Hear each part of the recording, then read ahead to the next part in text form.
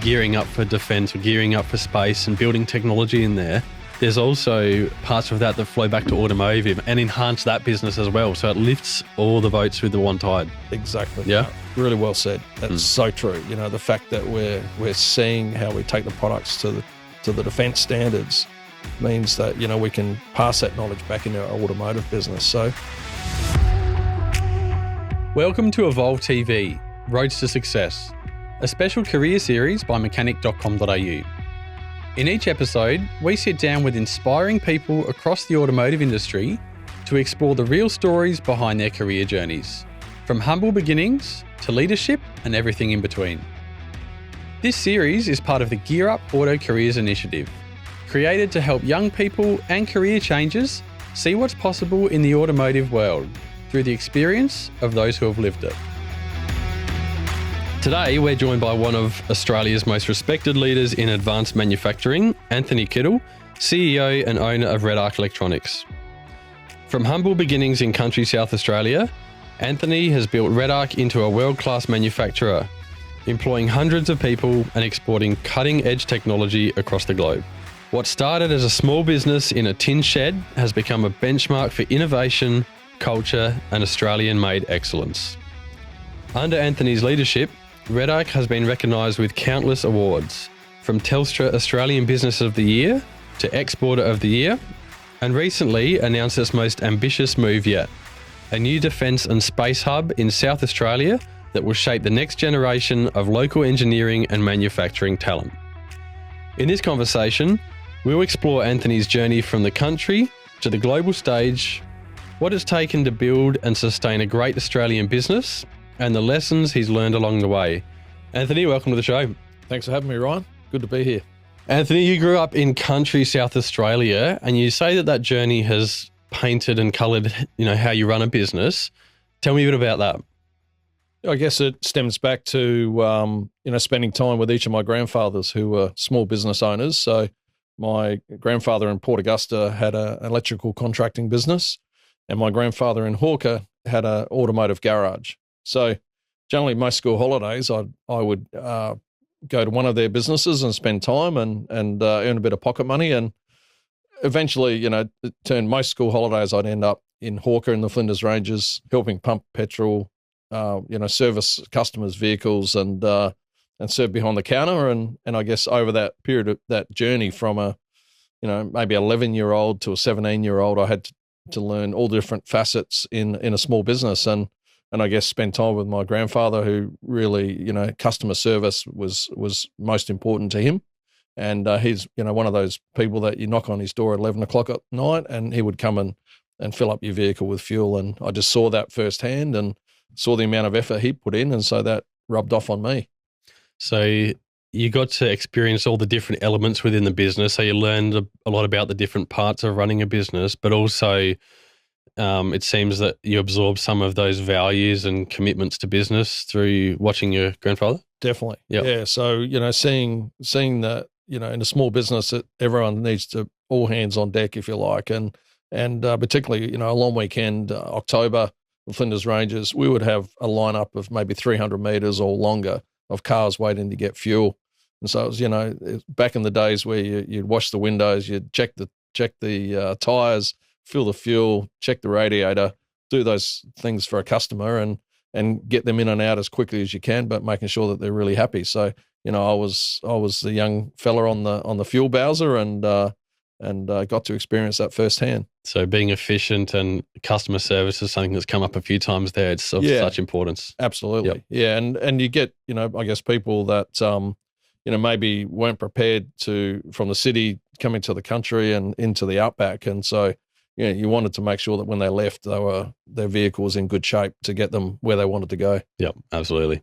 When you first stepped into engineering, did you ever imagine you would have bought and owned a company like REDARC? And what were those early days in your career like? Certainly, that was probably the last thing I thought would eventuate, but, exciting that it did. I guess, firstly, becoming an engineer, when I left school, I really wasn't sure what I wanted to do. My dad was a fitter and turner, so I got to experience, visiting his work and seeing what he did on the lathes and, building complex items for the power station in Port Augusta. So that rubbed off. I did some tours of the railways in Port Augusta. Really, it was the power station or the railways. We had two opportunities for a job. But I happened to see an advert for a mechanical engineer cadet at BHP in Whyalla. And I liked that because, again, it was a fully paid cadetship where you were paid to study and also got to work hands-on during the day at the steelworks. So that really appealed to me. And so, I made the journey, applied and made the journey to Whyalla and started mechanical engineering. And that was a great experience because every 6 months I got to move location within the steelworks, do a whole lot of different jobs and get a feel for what motivated me and also what I didn't enjoy. So those early days were really good. And so you got to earn and learn, and that's one of the key things in our industry. There's a lot of opportunities to do that. And another thing that brings to my mind is a lot of the conversations that we have with young people with GearUP Auto Careers, a lot of them don't know what they want to do. And I tend to share with them that there's not a wrong path. I think the wrong path is just to stay still and not do anything. Just get into something. You either love it or you won't, and you adjust trajectory and course as you're going. Do you agree with that? Oh, absolutely. There's no wrong move. I mean, everything's it's a learning curve, and I guess finding out, as much what you don't like as what you do like and what really motivates you. Because I think the best career is the one that you bounce out of bed in the morning. You're excited to get into it every day. And once you discover that, then you never look back. So, I tried lots of different things in my engineering career, and I stepped into automotive after I left the steelworks and really enjoyed manufacturing. And, we were making aluminium and steel wheels for the vehicle, both light vehicles and heavy vehicles. So, I really learnt all about the automotive industry. And so the nature of engineering and being an engineer, it's very technical, it's very process driven, whereas I guess business ownership and entrepreneurship it's a different beast, isn't it? So how did you make that transition from something very structured and rigid in a sense to something where you're kind of just walking into the abyss and making those decisions on the fly? Yeah, so I guess I had, a couple of steps to get to doing that. And, I went from being quite a technical design engineer into project management. So again, that gave me the ability to look over a whole project and understand finance, understand deadlines, understand critical paths, but most importantly, work with a team of people. And so, I went from being a techo to, running a project and working with other people and making sure the team came together for the ultimate goal of, hitting the project on time and on budget. So that was the first step. And then the next step after that was to move into management. So I moved, when I went into the automotive industry, I became manufacturing manager.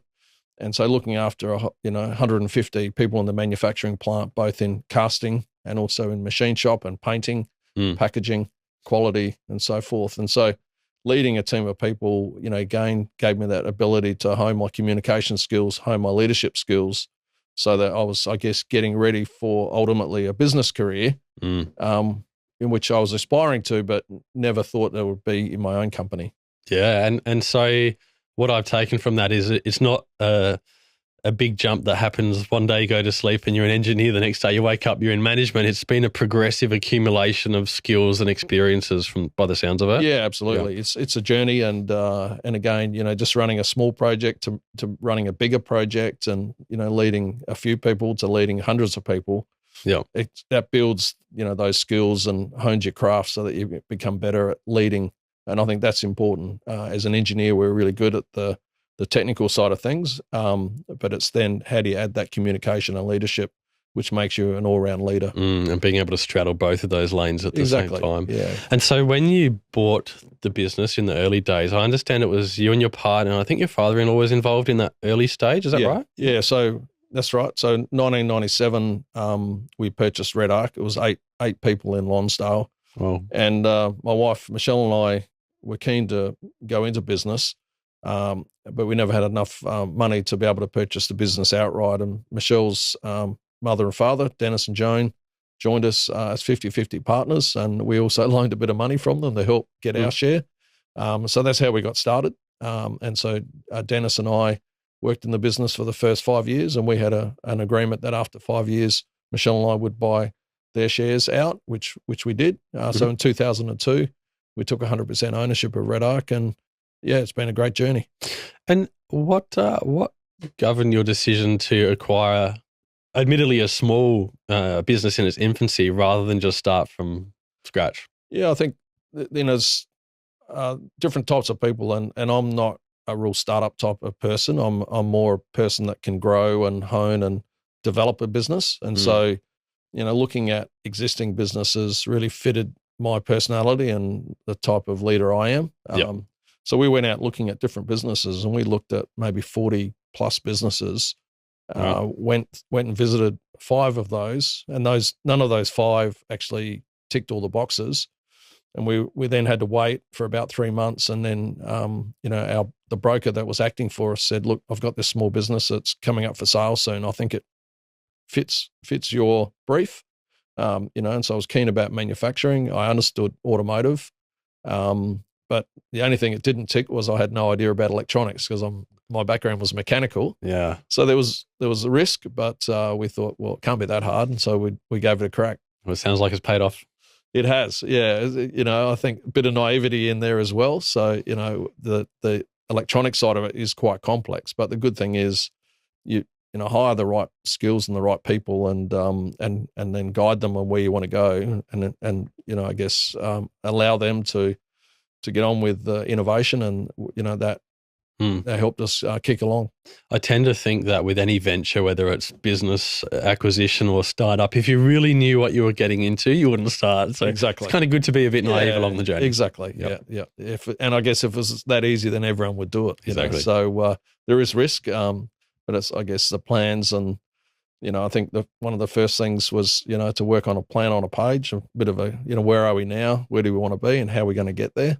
And just some bullet points under each, and that was really the one pager that helped me make some of those key decisions. So in those early days, there would have been some challenges, probably a lot of excitement and a few cuts and bruises, a bit of a learning curve. Tell me a few of the ones that stood out for you and how they helped shape the journey. Yeah, I guess, when you buy a business, you do your due diligence, and you try and look at everything possible, but there's always things that you don't get to see or can't delve into. And so, when we bought REDARC, put it in perspective, the founder of the business, Bob Mackey, unfortunately, he'd passed away a few years earlier. And he was the key innovator in the business. He was the guy that, dreamt up the new products and developed them. And so, given that he'd passed away, I think 3 or 4 years before we bought the company, some of that innovation had started to, recede, and some of the quality of the products has started to suffer. Obviously, they didn't have a strong leader, and so some of the customer service wasn't up to the level that we needed it to be. And I guess when we stepped in, we sort of identified some of these issues that really stood out. And the other challenge, of course, was just getting to know the customer base. Getting out into the industry and meeting all of your large customers and your small auto electrical businesses, and press the flesh and let them know that, look, REDARC has got new ownership, and we want to grow and take the business forward and be your key supplier. Yep. So, there's a lot of challenges there. The first 3 years were actually all about just steadying the ship, fixing some of those issues. We never had the funds to set up an engineering team, so we did some subcontract design with some consultants to help us fix some of the products, but also think about what might be new. So there was lots of challenges, and a funny story. I walked into an automotive electrician's business in Queanbeyan in New South Wales, just outside of Canberra there. And I walked in and asked the person behind the desk, look, could I see the manager, and handed out my business card. And there was this booming voice from behind some glass saying, tell him to stick his business card and F off, So that was the reception in the early days, because we had products failing. Yeah. And so, not everyone was overly happy with us. So, I made it my mission in life to keep going back. And I went back there 3 times. And each time, a little bit warmer reception, but still not friendly. And finally, after 3 visits, I actually got to meet Craig, the owner of that business, and build some rapport with him and say, look, we apologize that we've maybe had some issues in the past, but we're new ownership. We're fixing all those, and we want to support you. And they became our greatest advocate in Class Auto Electrics in Queanbeyan. So, Wow. you need some people to tell you how it is, so that you really grab the task and get on with things. So that was some of the early challenges that we faced. So as long as you've got that intent to do right and you've got persistence, you'll get there eventually, right? Yeah, you do have to persist, and I love a challenge. So when I was told to get out of there, I thought, well, no, I'm not just going to walk away with my head between my legs. So I kept going back every time I go back to New South Wales and go visit, and just trying to build that connection. And finally we got there. But obviously we had to do what we said we were going to do, and that's fix the products, fix the service. And as I say, by around the year 2000, 3 years of owning the business, we got it back on an even keel. Yeah, fantastic. And so when I sit here today, I've known REDARC for many years, I see an enterprise business that's been in auto, electrical, and space, defense. It's a true global enterprise, really, at the end of the day.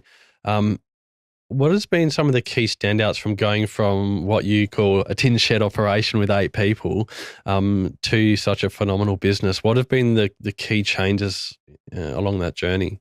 Yeah, I think there's some key moments in our journey that really stand out. And the first one, in 2002, I set up an R&D part of arm of the business, so REDARC Technologies Proprietary Limited, and we hired our first engineer. And that one engineer we started with, we made the pledge that we'd invest 15 cents in every dollar of sale back into R&D in the company. Okay. And so that, I guess, funded new research, new development of products. And at the time, why I came up with 15 cents was, our competitors, the best in the industry, were somewhere between 3.5 and 7.5. Okay. So I thought if I could double where they were at, then we'll really, we'll go off on a great trajectory. And so, that one engineer back in 2002 is now about 135 engineers today. Wow. And, constantly developing new products, to the point where, we might release 20 new products in a year. So it's really exciting. So that was really number one milestone.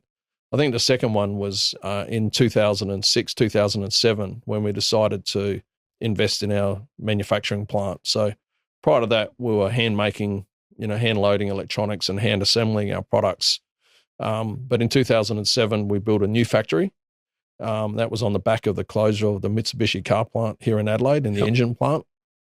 So we got some government support and reinvested a lot of our own money, and also, thankfully, the bank supported us. So we bought some land, built this greenfield site, and invested in state-of-the-art manufacturing equipment, which included the surface mount lines to load our own electronic piece, the electronics onto the printed circuit boards. Yeah. So I think that was the second major milestone, was that heavily invest in manufacturing here in Australia at a time when everyone was taking their manufacturing offshore. Yeah. So it was going against the tide, but I knew to support our key customers, the OEMs, the vehicle manufacturers, we needed to be able to control the quality, control the supply chain, and build that into our processes here in Adelaide. And that's really helped our success. So that was a unique value proposition, is that manufacturing locally, we can be more agile and responsive. Exactly. Yeah. Because I look at some of our customers, some of their biggest challenges were forecasting their demands. Okay. So if you had a supply chain that's maybe 16, 20 weeks, from China or from Southeast Asia to get the materials here, you'd often let your customers down. But for us, we could make a product, turn it around in 24 hours. And so that just gave us that real competitive advantage. The other thing was we had our design engineers here, our manufacturing plant here. And so again, if there's any problems, you had basically a 24-hour feedback loop where the engineer could go to the plant, walk from one area of the office to the next and see the product that they designed being manufactured and learn from that, and then go back and implement it into the design. So that feedback loop, we just cut the time right down. So there was no lag there. And so, it's a great thing to be able to talk about sovereign capability and Aussie jobs, and where we can do that in Australia. It's a fantastic thing, but I guess it can't just be done off the back of it feels good. There's got to be a real commercial sense for it. And it sounds like there was a few things there that really gave you a distinction. Yeah, that was successful. I think, number one was a passion for manufacturing, and I had that, and that's what really motivates me is to see things being made. Yep. But the continuous improvement, we know we're not the most cost-effective country to make things, so we need to look at how do we employ the smartest people and continuously develop their knowledge and learning, and then continuous improvement in the manufacturing process to eliminate waste and look at automation opportunities and how to make things smarter. Yeah, and it sounds like when we talked earlier about your R&D percentage that you invested there, there would have been some much bigger players at that time doing a lower percentile into R&D.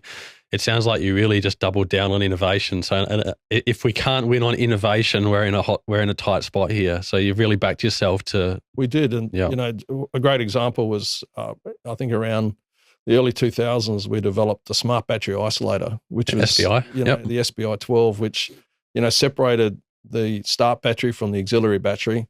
Once the start battery was charged, it then passed charge through to the auxiliary battery or the house battery. Yep.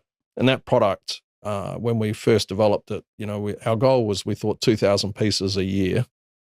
That would be a great outcome. And I think if I remember rightly, we invested about $20,000 to develop that product, which, doesn't sound like a lot, but at the time it was a reasonable amount of money. And that product went from 2,000, we totally blew it out of the water. So 2,000 pieces with a target, we're achieving about 50,000 pieces a year and selling it globally. So that, there was a bit of luck there. One of our major international competitors had to do a recall and really ours was a standout product globally. Yeah. I remember in my days as an auto electrician, I probably fit hundreds of them a year in one workshop. So, and plenty of other competitors came to market, but, even today, people come into workshops and request REDARC. They request the brand. Yeah. I want this, or I'll go to another business. It's remarkable. There was obviously some smarts that we put into the product, but ultimately the fact that it didn't fail and it didn't catch fire. Yep. That's a pretty good reason. Two big ticks. Yeah. Reason why you'd want to buy that part, it was value for money. And we had, customers' vehicles, not our customers, but other vehicles that sometimes burnt to the ground because there was a fault with a competitor's product. So, our product, you could guarantee them that it would do the job, survive in all sorts of conditions in the outback and rough roads and high temperatures, engine mount under the bonnet. So we backed it and we tested it hard. Yeah, a lot of your off-road customers, caravan camping, you're hundreds of kilometers from anything. It's paying a premium price for a quality product. It's not a problem when you're out in the middle of nowhere. What you want is that reliability. Oh, guaranteed. There's another little story or anecdote that I love to share. A four-wheel drive customer went from Cairns to Cape York. Yep. And drove all the way, and on the way up, they could hear this knocking sound, and they, lifted the bonnet and had a look around, couldn't see any particular issue, kept going on their journey, 3,000 kilometres up and back. And they got back to Cairns, went into the automotive shop and said, look, I'm hearing this funny knocking sound, but just don't know what it is.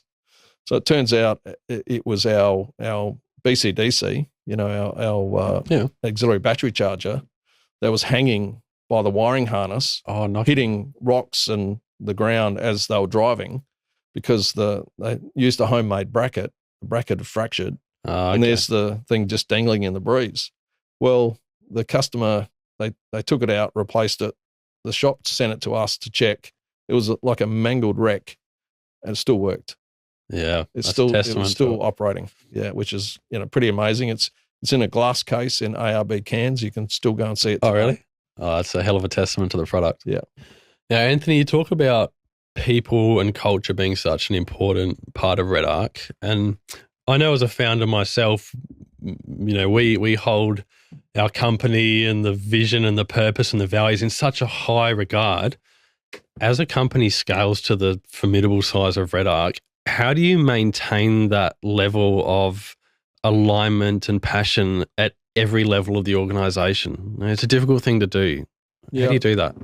Yeah, look, I think there's the old adage that culture eats strategy for breakfast, and that's something we really practice at REDARC. So it's looking at all those elements that create a great company culture. So, the environment that we work in. So again, when we built the facility in 2007, it was about creating a world-class innovation center, because that was the culture we wanted to try and create, from a company that really didn't do a lot of innovation to one that really transformed and was going to grow by that. So a great working environment. The other thing was, teamwork. So making sure that we all held those values of working together, a common goal. So, what is the goal? What's the vision of the business? Making sure that that was really communicated in a way that everyone in the company can understand what's the direction of the business. Everyone on the bus, we're all heading in the right direction. Yeah. So that's that leadership and supporting people as well every day. And I guess, giving feedback, that pat on the back. It's not all about the dollars. It's about how do you inspire people for greatness. And, so one of the things I was lucky enough in my career is my education has been fully funded. So, I've done my engineering degree, a Master of Business. I've been to Harvard. And a lot of that education has been supported by the companies that I've worked for. So at REDARC, we fund everyone's education, whether that be for an apprenticeship, a degree, a master's, a diploma, a PhD. REDARC will fund that so that we give people that opportunity. And like I said, that we can't be the lowest cost producer, but we've got to be the smartest. So, we've got to encourage people to want to undertake lifelong learning and development.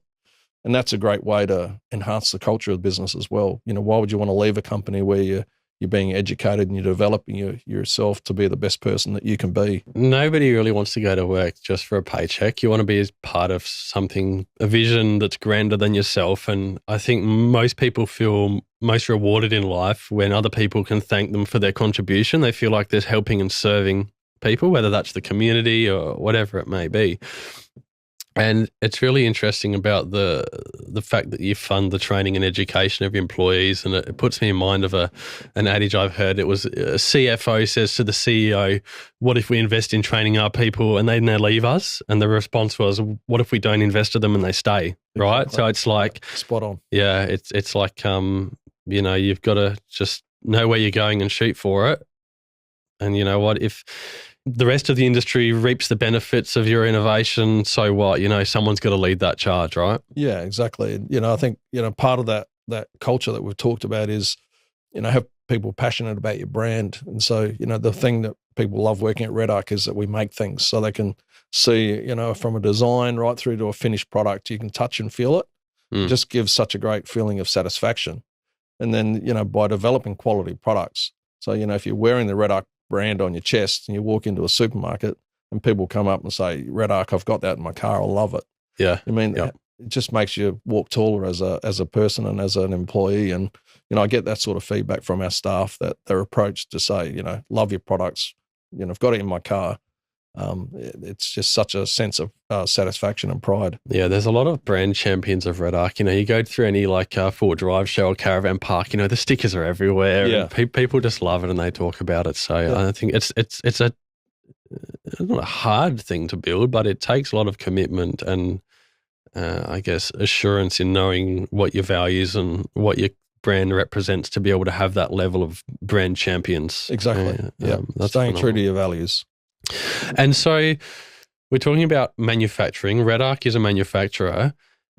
When your focus is in its rawest form, making stuff, how do you then encourage and inspire the people involved in that to also think forward to the future in terms of innovation and what could be and creating what isn't realized yet? So how do you instill that in people that are manufacturers? Does that make sense? Yeah. Look, I think the key thing is building that platform where, you encourage an environment where people share ideas. So, Okay. it's from a simple thing like an open door policy that, anyone can walk into my office with an idea and say, hey, what do you think about this? The chats around the coffee machine where you're talking with the staff, manufacturing or engineers, anyone in the business and standing around that machine and you're swapping notes and say, have you thought about this? So if I'm on the production line and I've got an idea, don't hesitate. Come and knock on my door and come and say good day. Hopefully I'm out in the production floor chatting to you anyway. It's management by walking around. And so that's that, creating that environment where people are happy to throw up their thoughts. They're not shot down. They're, actually congratulated for coming up with that idea. And then the other thing, it's about listening and listening to your customer. So one of the biggest things that when we transformed REDARC in those early days from a company that maybe the customer service wasn't the best to hopefully now where it's, world leading customer service. It's listening to your customers and getting in those ideas, getting in, the problems that they're experiencing and saying, well, hey, if we could design this to solve that problem, and we know it's not just that one person, there's actually multiple people with that same problem, we'll come up with a successful product. And, the BCDC, the dual battery charger that we designed in the early days was about solving that problem. People were starting to use different chemistry batteries. So they had the start battery, it might have been lead acid, and then they had a deep cycle battery. Well, how do we guarantee that second battery is fully charged? And we thought, well, if we can design like an automotive AC charger, but put it into a DC situation so that it would charge that chemistry at 12 volts, but at the right voltage level for that battery, we should be on a winning product. But we had to design it rugged, had to fit in the engine bay, had to fit on the outside of a truck, survive all the vibration and the shock. And so that was how that idea evolved. And obviously we developed, hopefully the best product in the world. Absolutely. REDARC's just announced a defence and space hub here in South Australia, which is a huge undertaking. In going in that trajectory and direction, what opportunities do you see that creates both for REDARC as well as the Australian manufacturing industry more broadly?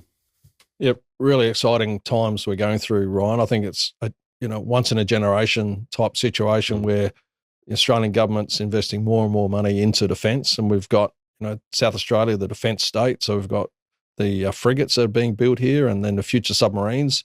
So about 10 years ago, it was late 2015, I read that the Australian government was going to be investing heavily into defence.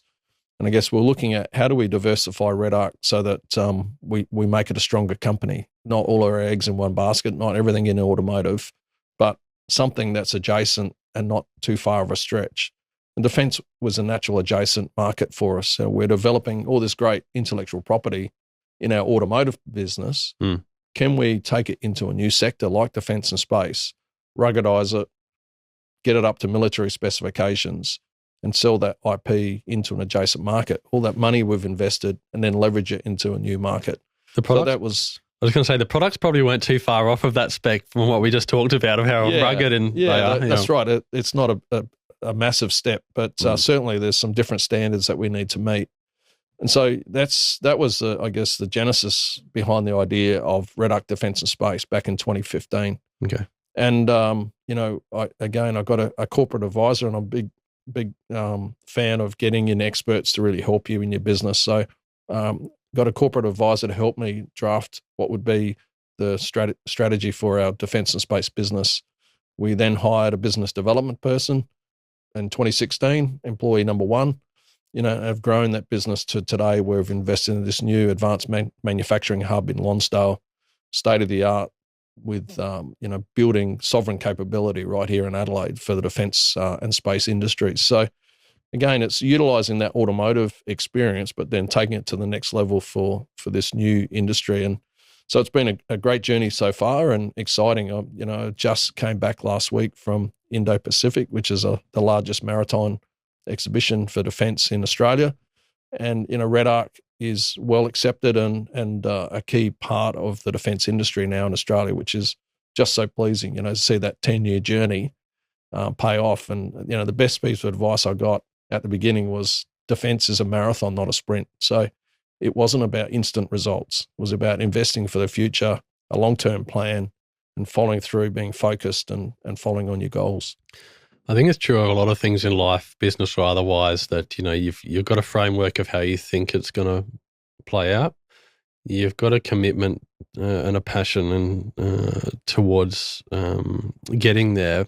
It won't always work out how you think it will, but I think if you keep pushing at it and don't expect the quick wins and the low-hanging fruit, the persistence does pay off, doesn't it? Oh, absolutely. We had that plan and it's easier to sometimes when the going gets tough to think, I want to try move here or try this. But ultimately, if you got a strong plan and you believe in it, just keep focusing and tide will turn, which, for us, it did take a number of years. Some of our early meetings, I went to the UK in 2017 to a large defence exhibition over there. had a meeting with a small UK business looking at who were building the lights for what were called the Type 26 frigates in the UK. Well, as a result of that meeting in 2017, we signed a contract with BAE in 2022, where REDARC are now building all LED lights for the future frigates here in South Australia. In fact, we're already building ship 1 and moving into ship 2 for that product. So a meeting in 2017 led to a contract in 2022, but ultimately, we were focused on it for all those years and how we can transfer the tech from UK to Adelaide and introduce sovereign capability. You probably couldn't have seen at that early stage that meeting with that small business would materialize into this big venture, but you have to go to the expo, set the meeting, and just push on. It's like any business. You got to get out there, make new contacts, build your network. I guess become part of immerse yourself in the industry, which is what we've done in the defence and space sector. And like I say, you build the brand so people see that you've got the automotive range of your company, but you're only the newbie in the defence side, so you've got to earn that respect, earn that trust. It doesn't happen overnight. And I think one other thing that's worth mentioning is through that diversification. I'm sure that there are learnings that gearing up for defence or gearing up for space and building technology in there. There's also parts of that flow back to automotive and enhance that business as well. So it lifts all the boats with the one tide. Exactly. Yeah. Really well said. That's so true. The fact that we're seeing how we take the products to the defence standards means that, we can pass that knowledge back into our automotive business. So, with our 12-volt products in the automotive game, when we go into defence, we're looking at 24 volts and 48 volts DC. We're able to take those learnings back into our automotive business, apply that into the RV sector, the caravan sector. And people in those industries know that when you're towing your caravan, you've got a product fitted into your vehicle that's at defence standards. Yeah, that's also on a military vehicle somewhere as well, to some extent. And so, business diversification, synergies amongst these different areas. You would have endured global financial crisis, COVID pandemic, and probably a couple of other bumpy times we've had economically. What learnings have you had through those periods? I mean, they've been pretty harrowing periods for many businesses. How did you fare through those, and how did you navigate them as a leader? Yep. No less so for REDARC. They were extremely tough times. In GFC 2009, we just built a brand new facility in late 2007. We'd only been in there a year, and then we were hit with this global financial crisis. So, we had debt. It was a particularly tough time to be a leader.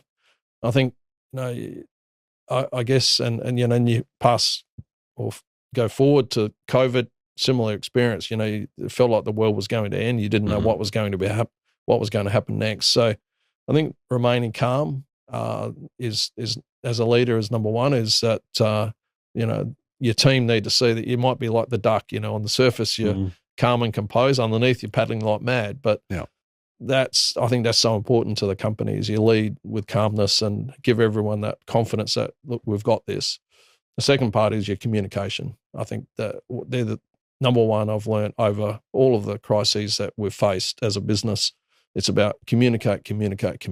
So let people understand where you're at, what your plans are. Have a good plan A and always a plan B, and you'll work through it. And so, thankfully, during the GFC, we never reduced our expenditure on innovation. We kept ploughing money back into R&D. Our turnover was flat. I think, from 2008, 2009, same sort of revenue numbers, which was not a bad effort in a tough time.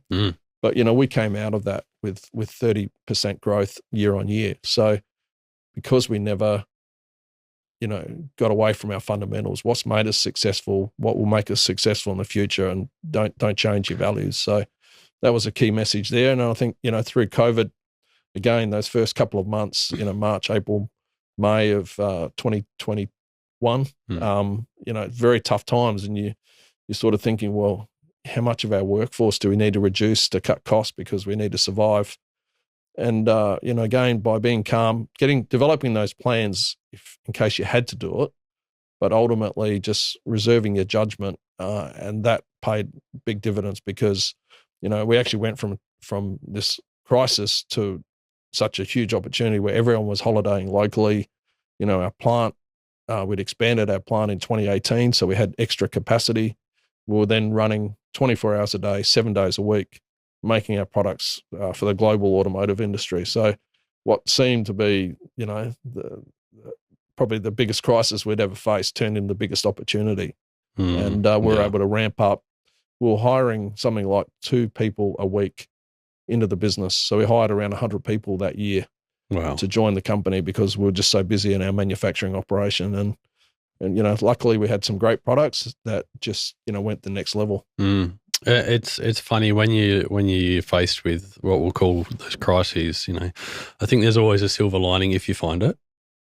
I think automotive didn't, there was obviously some turmoil in that, but, off the back of it, particularly around the 2021, it was a bit of a wave for the reasons that you mentioned. It sounds like your commitment to innovation and R&D is a no matter what. Even when faced with these, huge global economic times, you're still being unwavering about committing to innovation, and that's saw you through it.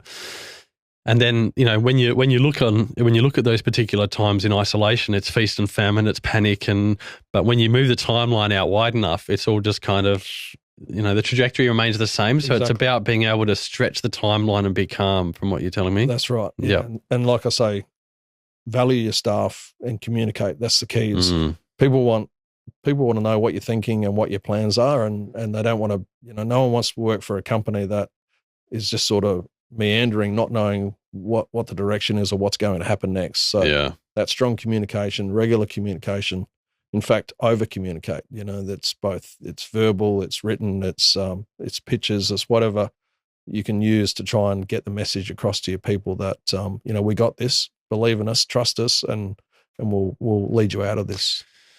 Yeah, otherwise, I guess your staff make the narrative up in their own head. Exactly. If they're not people told. Start talking, the gossip mill starts happening, and suddenly you got this cancerous, toxic culture in the business, and that's something we work really hard on, is to make sure that we want positivity, we want people believing in it, and the only way to have that is by showing them the direction and giving them that confidence. Puts me in mind of a saying that I've heard you say previously: is make the call, don't take the call. That's right. So it's like, be on the front foot to communicate in that sense. Don't wait for the rumour mill or exactly. come back to you. Yeah, or, we need to get all this information. I mean, paralysis by analysis, that's the last thing that you need. Absolutely. Now, Anthony, you've been in business for a number of decades now, through all sorts of different times, constant learning, innovation, and what have you. Earlier in this interview, you talked about keep trying things until you find the thing that you can't wait to jump out of bed for, that gives you that spark. After so many decades, do you still have that, and what drives it? Yeah, great question, Ryan. I think absolutely I do have that desire to get out of bed every day and bounce into the office. And, one of my major goals is, how do we take the REDARC brand globally and sell, have that same passionate customer, not just in Australia, but around the globe. And so that really drives me. And I love, now we're into the US market, into the overlanding market, and hearing from our customers in North America, really love the REDARC brand and know who we are, is something that keeps driving me to look at, how do we do that in other countries? And so it might be selling handbrake alarms into the mine sites in Chile, or, selling our charging products into the RV industry in Europe, or our 4x4 products into the Middle East. So, that is something that really gives me the spark, and knowing that, that little company in Adelaide that's innovating and designing world-class products, able to generate interest globally. And so, exporting and seeing that success that comes with that is key. But what actually really underneath drives all that is seeing our people develop and the opportunities that global growth creates. So giving them, an exciting career path and something that they can see that, if I do this, then maybe this is the next step, or, there's 2 or 3 steps that they could take. So giving them the chance to develop. And that's amazing. I've got this great story where, numerous of our people have gone on to do bigger and better things in the company. But one that stands out to me is that, a young guy left high school, came to join us in our stores and warehouse team, moved into separate area or different areas of the business, some manufacturing, into sales and sales admin, into procurement, into forecasting, did all these different jobs, and then decided that he wanted to do a commerce degree. So we supported him through doing his commerce degree at uni. And then once he completed that, thought, well, actually, I really want to become a lawyer. He had this goal in his early days that he wanted to become a policeman, and never actually got that opportunity. So finished his degree, thought, look, I really want to become a lawyer. So then we supported him through his legal studies. He just, only in the last few months, got admitted to the bar. And, so now he's still with REDARC. He's now a general counsel, and a young person. And just to see that someone can go all those different really zigzag steps to get to being a lawyer is incredible, and still work for REDARC. You've created the roles and the study opportunities to help retain and foster that person. I guess there's an element to it that is, it's a beautiful thing to be able to support other people through their growth. But, there's the saying that, the person and the drive is worth tenfold the degrees on the paper, Exactly. Yep. Yeah. The person's got to have that ambition and that desire to develop and grow. And, I guess I'm, really proud that we can provide those opportunities at REDARC. We get so many young undergraduate engineers from the different universities, and we're able to give them work experience and then invite them back maybe in their final year to do a project and then to become a graduate. And to see, that young graduate who's, might head up our mechanical design team today, and see that development, and they're a leader in the company, is, I think that ticks the boxes for me. Now, in the early days when you first acquired REDARC, did you have the vision at that time of a global business in your mind? No. I think that came, along the journey. Initially, it was actually more about survival. We've invested all this money. How do we, invested, mortgaged my house, sold a car. It's about, how do we get the income for the next fortnight? Yeah, okay. Rather than thinking you want to go global. But over time, once you start to build that foundation, and then you can start to get, raise your eyes and think, well, what's next? What's the opportunity? So you've gone from tin shed in Lonsdale, South Australia. We've gone to global vision. Now we're interstellar with space and defence. When are you done? Look, people ask me that, and for me personally, I don't think I'll ever retire. I'm just one of these people that love to be involved. I mean, obviously, at a certain point, I'll need to step back, and I'm always looking at how I can encourage people to take more opportunities and delegate more, so that I'm mindful that I don't want to be the leader that is the problem. The fact is, hanging on, I want to keep developing and learning myself, but not be that roadblock. So it's just a matter over time of working out where you're best fit, and whether that be on the board or what as an advisor. But keeping your options open, but as I say, not being the problem. Yeah, absolutely. And you've just shared that story about the person that started in warehousing and then ended up as the legal counsel, a pathway that I'm sure they couldn't see at that particular time. And with our GearUP Auto Careers initiative, we speak to thousands of people across Australia, many of which are high school students, career changes. It's a real mixed bag. But a lot of them, particularly the people in high school, they've got no idea what they want to do, what they want to be. They're kind of at this point where they feel like they've got to make a decision, and they kind of just feel like they're in a state of indecision and just not knowing where to go. What advice would you share, particularly with those young people who are just staring into the abyss thinking, who am I and where do I go with life? Yep. Well, like I mentioned, I was that person. I didn't know what I wanted to do specifically when I left school. It was sort of, look, what's around, what's available. And I guess I was just applying for things that were available at the time. And so I think the thing is, take an opportunity or make an opportunity, think about what the options are, try something. It's not as a parent of young people, we shouldn't be putting pressure on them to go a certain direction. Mm-hmm. At the end of the day, what makes you happy, what presses the buttons to get you excited, and just try something and see if it fits. And if it doesn't, don't be afraid to change direction and move into something new. So, I think there's not a bad move. If you're moving forward, you're trying something, you're learning, you're getting experience, you're communicating with others, you're working in a team, you're starting to see what are the things that motivate me, and that's what's critical. Having that momentum. And I think you touched on an important point there, because previously you talked about just try different things until something lights you on fire. There's that spark there. And your other point that you made is that often as parents, I'm a parent myself, I think a lot of parents intend well. They think, these particular areas or professions will be good for reason X, Y, and Z. But at the end of the day, if the young person is inspired by this, but they subordinate to what their parent or their teacher or society expects them to be, they're not going to be inspired and fulfilled in their life. They need to follow what's inspiring and passionate to them. Do you agree with that? Yeah.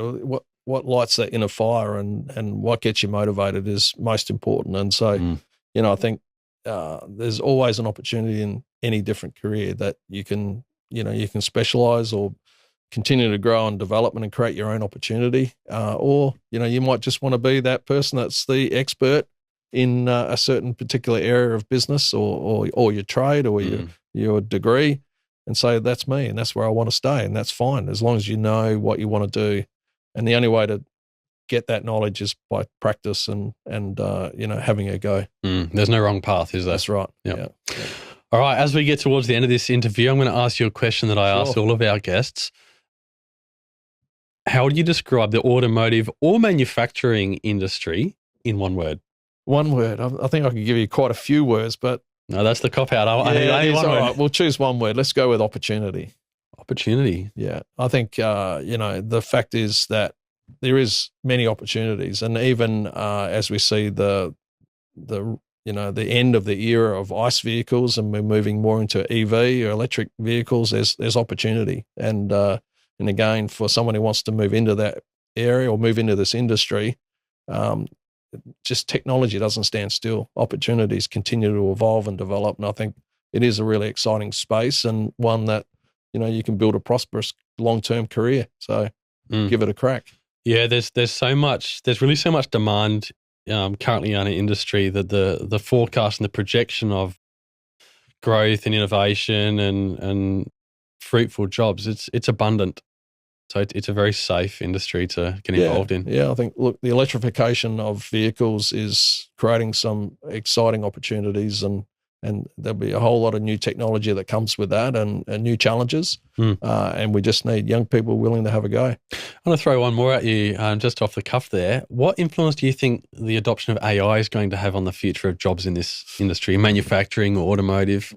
Yeah, look, there's contrary opinions on that. There's always the view that, AI is going to take over all the jobs and there'll be, a huge reduction in opportunity. I'm a big believer in embracing it and taking on the challenge. I think there'll be new things created. People will be able to work smarter and work at a higher level. And sure, some of those more mundane, hopefully paperwork disappears.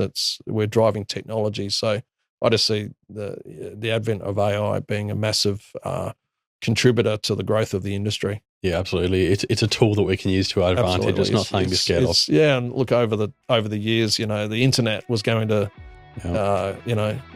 get rid of so many opportunities, but look at the opportunities that's brought now, and AI is no different. It's just a shifting of the sand, really. Yeah. It takes a while to realise that, but I think that's definitely true.